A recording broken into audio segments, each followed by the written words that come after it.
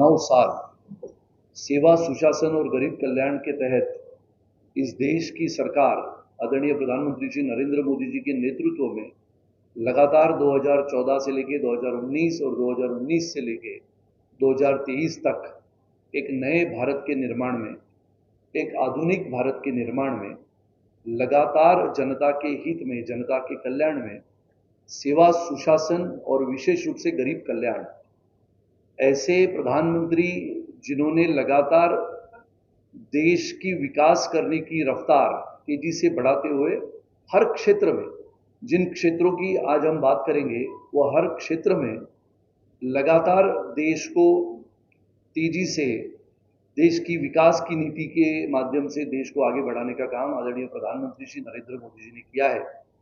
और वैसे हम सब जानते हैं कि आंकड़े गवाह है कि सरकार ने ये सभी क्षेत्रों में, जैसे हमने कहा कि सेवा सुशासन और गरीब कल्याण, हम सभी ने देखा कि महामारी के समय भी आदरणीय प्रधानमंत्री लगातार ये बयान देते रहे कि देश में जब ये कोरोना का पूरे विश्व में संकट गहराया था, तभी वैक्सीन का निर्माण करने से लेके करोड़ों लोगों तक ये वैक्सीन पहुंचाने का काम उन्होंने किया। हम सब जानते हैं कि जनधन खाता, उसके पश्चात उज्ज्वला योजना, मुद्रा योजना, गरीब कल्याण के तहत बेटी बचाओ बेटी पढ़ाओ, इसके आंकड़ों पे अगर हम नजर डालें तो हम सबको पता लगता है कि 48 करोड़ जनधन खाते खुले गए। यानी जो गरीब व्यक्ति था, जो गांव में रहता था, पहाड़ों में रहता था, उसको बैंक तक पहुंचाने का काम और बैंक में जाने के पश्चात अपना खाता खोलने का काम बहुत ही सुलभ करने की प्रक्रिया उन्होंने की। करीबन 29 करोड़ प्रधानमंत्री सुरक्षा बीमा योजना में शामिल हुए। 13 करोड़ लोगों को जीवन ज्योति बीमा योजना का लाभ मिला। 37 करोड़ आयुष्मान भारत के तहत हेल्थ अकाउंट बने।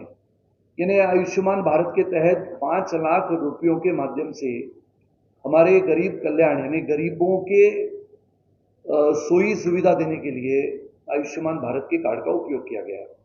करीबन 48 सैकड़ों भाषण हुए। स्वर्गीय डॉक्टर श्यामा प्रसाद मुखर्जी ने भारतीय जनसंघ की स्थापना करने के पश्चात इस देश में 2 विधान 2 निशान 2 प्रधान नहीं चलेंगे, ये घोषणा दी। भारतीय जनता पार्टी के लाखों करोड़ों कार्यकर्ताओं ने इस घोषणा के तहत जहां बलिदान हुए मुखर्जी वो कश्मीर हमारा है, इस नारे के साथ जब 2/3 बहुमत में सत्ता से आए, 5 अगस्त 2019 को वो ऐतिहासिक क्षण था जहां पर आदरणीय प्रधानमंत्री श्री नरेंद्र मोदी जी द्वारा हमारे आदरणीय गृह मंत्री ने उसकी घोषणा की और 370 की राक्षसी धारा को 70 वर्ष के पश्चात समाप्त कर दिया। उसके पश्चात 45 लाख लोगों को, रेहड़ी पटरी वालों को आर्थिक बल दिया गया। राष्ट्रीय पिछड़ा वर्ग आयोग के तहत संवैधानिक दर्जा देने की बात कही थी, जिसको पूरा कर दिया गया। कोविड लॉकडाउन के दौरान 20 करोड़ महिलाओं के खातों में कैश ट्रांसफर करा दिया गया, जिसको हमने डीबीटी कहा था। 2014 से तुलना में 5 गुना अधिक एकलव्य आवासीय विद्यालय स्वीकृत किया गया, जहां पर हम जानते हैं कि आदिवासी भाई बहनों के लिए पढ़ने के लिए, शिक्षा मिलने के लिए जिस एकलव्य आवासीय विद्यालय की स्वीकृत योजना थी, उसको पूरा कर दिया गया। 11 करोड़ 72 लाख शौचालयों का निर्माण हुआ और इसके तहत जिसको हमने कहा कि सेवा सुशासन और गरीब कल्याण, इसके लिए सुलभ स्वास्थ्य सेवा देने का भी काम आदरणीय प्रधानमंत्री श्री नरेंद्र मोदी जी के नेतृत्व में हुआ। मैंने पहले ही कहा कि आयुष्मान भारत के तहत 4 करोड़ 45 लाख लोग अस्पताल में भर्ती हुए और उनको 5 लाख रुपये तक मुफ्त में इलाज देने का काम भी हमारी सरकार के तहत, केंद्र में बसी हुई सरकार आदरणीय प्रधानमंत्री जी के नेतृत्व में, जिन्होंने ये आयुष्मान भारत के कार्ड के तहत गरीब कल्याण की योजना बनाई। करीबन 1 करोड़ 59 लाख से अधिक स्वास्थ्य और आरोग्य केंद्र बने, जहां पर आयुष्मान भारत की गतिविधियों को चालना देने का काम हुआ। औषधि केंद्र बने। 3 करोड़ से अधिक नागरिकों ने अमृत फार्मेसियों से सस्ती दवाएं खरीदकर बचत की। 15 नए एम्स बने। विशेष रूप से जम्मू कश्मीर की अगर हम बात करते हैं तो जम्मू कश्मीर के जम्मू में 100 एकड़ में पहला एम्स बनने का काम आदरणीय प्रधानमंत्री श्री नरेंद्र मोदी जी के नेतृत्व में हुआ और आने वाले समय में उसका पूरा निर्माण करके लोगों के लिए और आने वाली अपनी आधुनिक पीढ़ी को शिक्षा देने के लिए इस एम्स का उपयोग होगा। 225 मेडिकल कॉलेज नए सिरे से जोड़े जा रहे हैं। मिशन इंद्रधनुष द्वारा 5 करोड़ 65 लाख से अधिक माताओं और बच्चों को मिली टीकों की सुरक्षा। गांव-गांव में, खाइयों में रहने वाले, पहाड़ों पे रहने वाले गांवों में टीकों की सुरक्षा बहुत महत्वपूर्ण विषय होता है। इसके लिए एक विशेष अभियान मिशन इंद्रधनुष द्वारा चलाया गया। करोड़ से अधिक डिजिटल हेल्थ आईडी बनाए गए। 2014 से अब तक कुल 69,463 मेडिकल सीट नए सिरे से जोड़ी गई और इसके तहत गरीब कल्याण यानी आरोग्य सुविधा देने के लिए सुलभ स्वास्थ्य सेवा देने की जो बात हमारे विशेष रूप से वचननामा में की थी, उसको पूरा करने की बात हमने यहाँ पर रखी है, जिसका जिक्र आदरणीय प्रधानमंत्री लगातार करते हैं कि देश अगर इंफ्रास्ट्रक्चर से बड़ा होता है, जुड़ जाता है, सड़कें अच्छी होती है, रेल मार्ग अच्छा होता है, नए नए एयरपोर्ट्स अगर बनते हैं, जलमार्ग जोड़े जाते हैं, तो रेल की सेवा, हमारी विमान की सेवा, जहाज की सेवा और अच्छे रास्तों का निर्माण अगर हम करते हैं तो देश की इकोनॉमी यानी आर्थिक वृद्धि होने में मदद होती है। ये पूरा विश्व जानता है। यानी एक विशेष रूप से पीएम की गति शक्ति योजना, जिसको हमने कहा है कि पीएम की गति शक्ति योजना से हुई देश की प्रगति। कैसे हुई?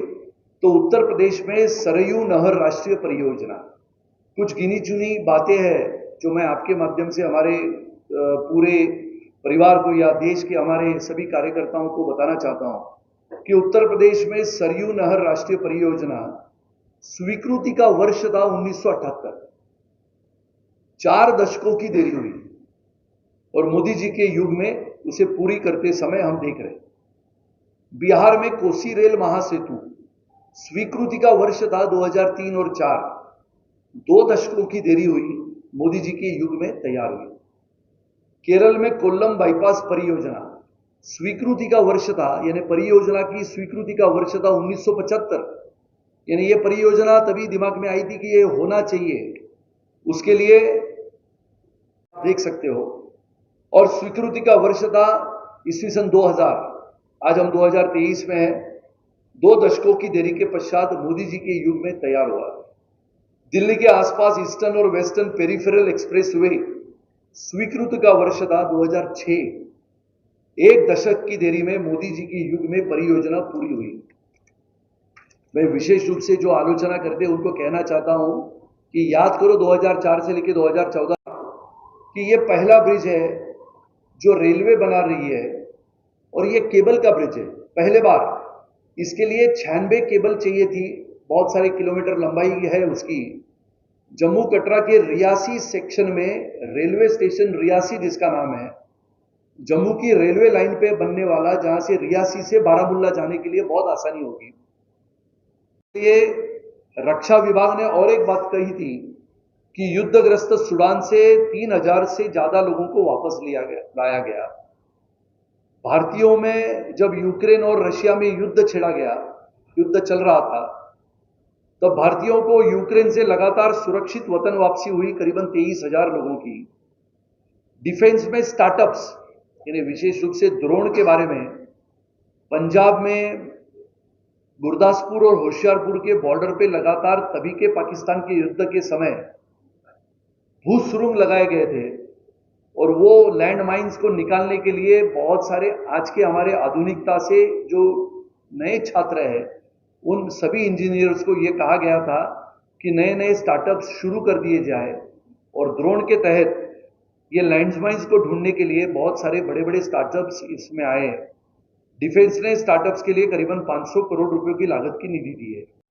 ये BCIM कॉरिडोर का निर्माण है, जिसको आज हमने चाइना के तहत वहां पर नहीं जाने का निर्णय है, लेकिन बांग्लादेश इंडिया म्यांमार की border, India Myanmar Thailand trilateral highway, जिसका निर्माण हम कर रहे हैं।